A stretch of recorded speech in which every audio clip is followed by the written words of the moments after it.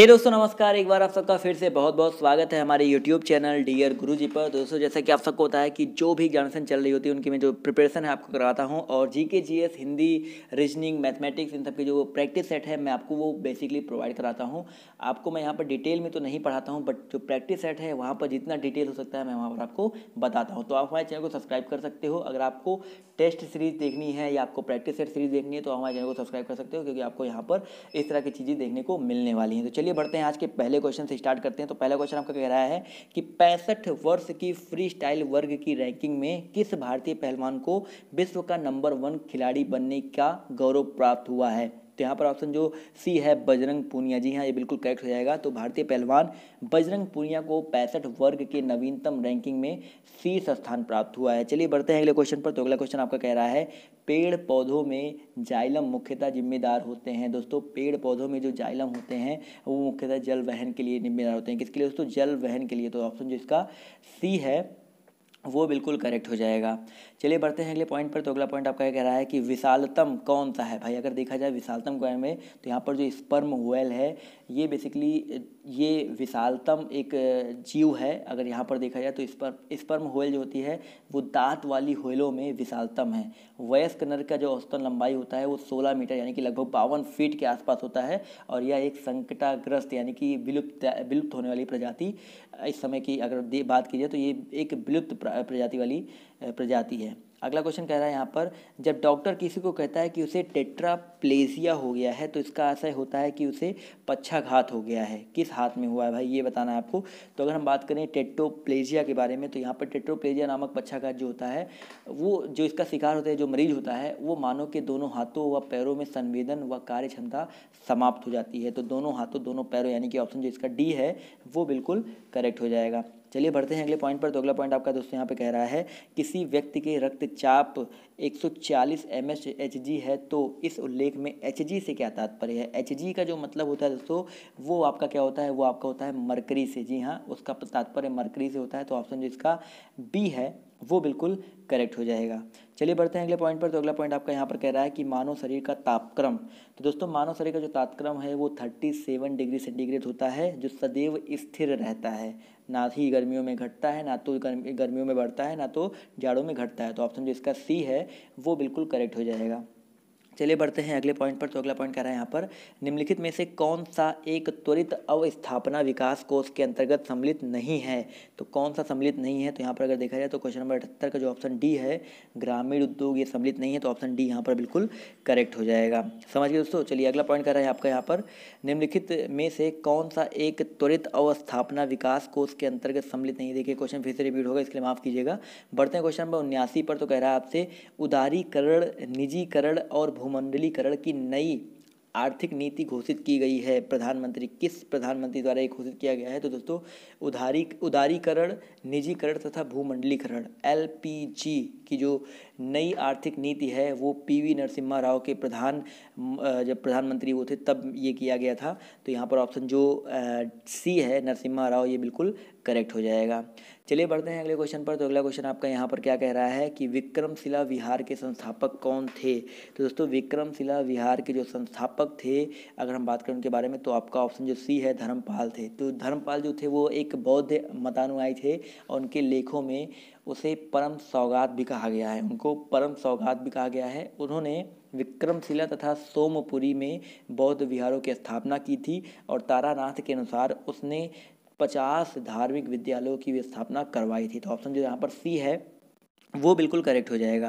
Question number 81 कह रहा है कलिंग युद्ध का विवरण हमें ज्ञात होता है। दोस्तों कलिंग युद्ध का जो विवरण है वो हमको ज्ञात होता है 13वें शिलालेख से। तो ऑप्शन जो इसका ए है वो बिल्कुल करेक्ट हो जाएगा। जी हाँ अशोक ने अपने राज्याभिषेक के 8वें वर्ष यानी कि 261 ईसा पूर्व में कलिंग पर आक्रमण किया था, और इस युद्ध तथा उसके परिणामों के विषय में अशोक के 13वें शिलालेख से जो विस्तृत सूचना है वो प्राप्त होती है। चलिए बढ़ते हैं अगले पॉइंट पर। तो अगला पॉइंट आपका कह रहा है कि यहाँ पर गुलाम का गुलाम किसे कहा जाता था। तो दोस्तों गुलाम का जो गुलाम है वो इल्तुतमिश को कहा जाता है। जी हाँ ऑप्शन जो इसका डी है वो बिल्कुल करेक्ट हो जाएगा। तो दिल्ली का जो पहला सुल्तान था वो इल्तुतमिश था, और इल्तुतमिश इल्तुतमिश ने दिल्ली को सल्तनत की राजधानी के रूप में स्थापित भी किया था और इन्होंने इससे पूर्व ऐबक ने लाहौर से ही शासन किया था और इल्तुतमिश ने ही भारत में सल्तनत काल में सर्वप्रथम शुद्ध अरबी सिक्के भी चलाए थे। समझ गए दोस्तों।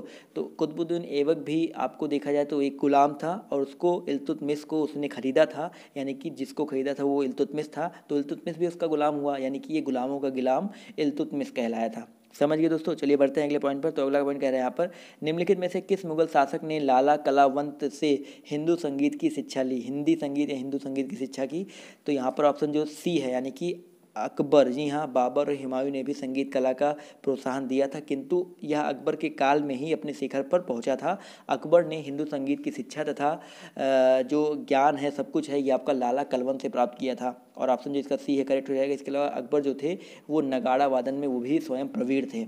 चलिए बढ़ते हैं क्वेश्चन नंबर 84 पर। तो कह रहा है आपसे यहाँ पर कूट मिलाना है। तो कह रहा है कथन ए कह रहा है यहाँ से कि भारत में लिखित संविधान है और कथन आर कह रहा है शक्तिशाली क्षेत्रीय दलों का विकास क्षेत्रीय आकांक्षाओं का संकेतक है। तो अगर देखा जाए क्वेश्चन नंबर 84 में तो ए और आर जो है वो दोनों कथन सही हैं, किंतु आर जो है वो ए का कोई स्पष्टीकरण नहीं दे रहा है। तो ऑप्शन जो इसका बी है, ए और आर दोनों सही हैं, किंतु आर जो है ए का सही स्पष्टीकरण नहीं दे रहा है, ये बिल्कुल करेक्ट हो जाएगा। जी हाँ दोस्तों। चलिए बढ़ते हैं अगले पॉइंट पर। तो अगला पॉइंट आपका यहाँ पर क्या कह रहा है, केशव जनता है और एक यूनिट टेस्ट में कपिल के प्राप्तांक से 3 से अधिक लेकिन 8 से कम है। मंगल जानता है कि कपिल के प्राप्तांक 6 से अधिक लेकिन 10 से कम है। यदि दोनों की जानकारी सही है तो कपिल के प्राप्तांकों के बराबर निम्न कथनों में कौन निश्चित रूप से सत्य है। तो देखो यहाँ पर ये क्वेश्चन आपका रीजनिंग का भी हो सकता है और मतलब आप अगर इलाहाबाद हाई कोर्ट का या किसी चीज़ का प्रैक्टिस उठा के देखोगे ना तो इस तरह क्वेश्चन आपको बीच में देखने को मिल जाएंगे। तो क्वेश्चन क्या कह रहा है, केशव जानता है कि कपिल के प्राप्तांक है 3 से अधिक लेकिन 8 से कम। भाई 3 से अधिक है लेकिन 3 से तो अधिक है लेकिन जो है 8 से आपके कम है, ये चीज़ याद रखिएगा। माफ़ कीजिए मैंने उल्टा बना दिया है। 3 से तो भाई अधिक है और लेकिन 8 से क्या है आपका कम है। इसके अलावा कह रहा है कि मंगल जानता है कि कपिल के प्राप्तांक 6 से अधिक है लेकिन 10 से कम है। भाई 6 से आपके अधिक है लेकिन 10 से क्या है आपके कम है। और इस हिसाब से हम कह रहे हैं कि इस हिसाब से हम कह रहे हैं 3 से अधिक और 8 से कम का मतलब क्या होता है। 3 से अधिक और 8 से कम देखा जाए तो 4, 5, 6, 7 ये हो गया ना।